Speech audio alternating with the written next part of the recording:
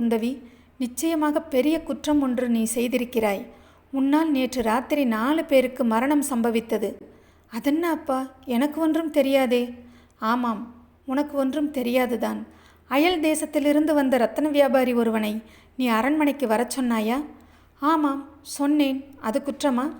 அவனிடம் நீ யாரென்ற உண்மையை சொல்லாமல் குந்தவி தேவியின் தோழி என்று சொன்னதுண்டா? உண்மைதான். அதனால் என்ன?